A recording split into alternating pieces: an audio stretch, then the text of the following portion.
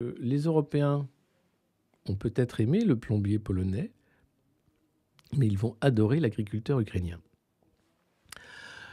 Avec des chiffres, de manière très concrète, il explique que par sa surface, l'Ukraine devient immédiatement le premier bénéficiaire de la PAC si l'Ukraine rejoint l'Union européenne.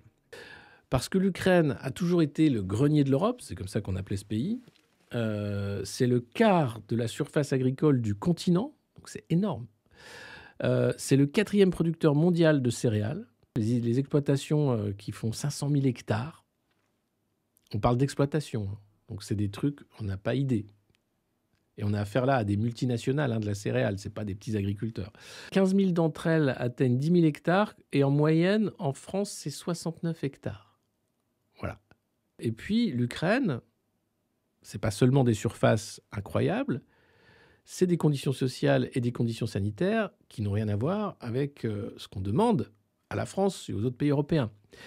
On parle de salaire de 200 € mensuels, aucune norme phytosanitaire ou sur le bien-être animal, la suppression décidée encore par la Commission européenne de tout droit de douane sur les importations agricoles ukrainiennes va faire exploser et a fait exploser les importations de sucre, 150% d'augmentation, la volaille, 25 000 tonnes par mois de volaille, 27% des importations en 2023, plus de 74% en France, des volailles 3 fois moins chères, pas forcément de bonne qualité, produites dans des élevages gigantesques. Là encore, j'en parlais dans une autre vidéo, c'est 2 millions d'animaux par exploitation, c'est 40 000 pour les plus grandes exploitations en France.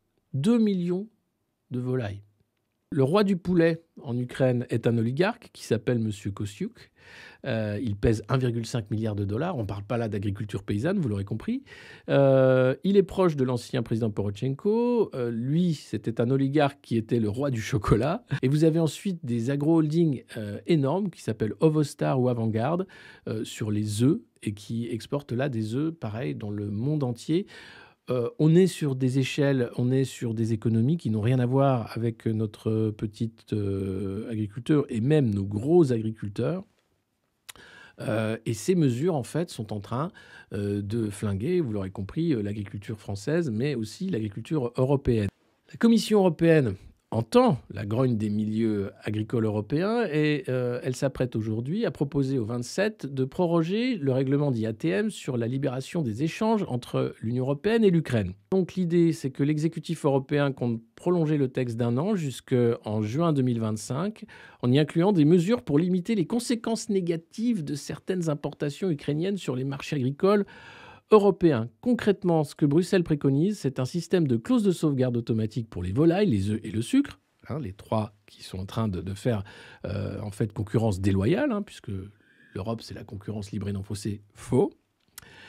Au cours de l'année 2024, le volume cumulé des importations depuis l'Ukraine de l'un de ces produits, donc les œufs, le sucre ou les volailles, atteint le volume d'importation constaté entre le 1er juin 2022 et le 31 mai 2023, l'exécutif européen devra réintroduire pour les produits en question les contingents tarifaires qui étaient en vigueur avant la libéralisation des échanges. Le problème, c'est que là, l'Union européenne fait une entourloupe. Ils choisissent les chiffres, en fait, le volume cumulé, en fait, des importations entre le 1er juin 2022 et le 31 mai 2023.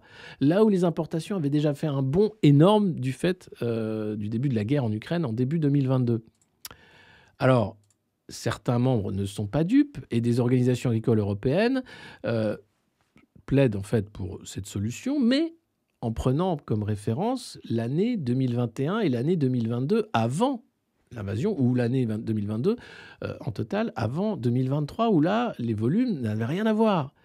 Vous voyez comment tout est fait pour systématiquement entourlouper. C'est-à-dire que là, on dit oui, on a compris, on va travailler bien sûr sur ce problème du dumping ukrainien.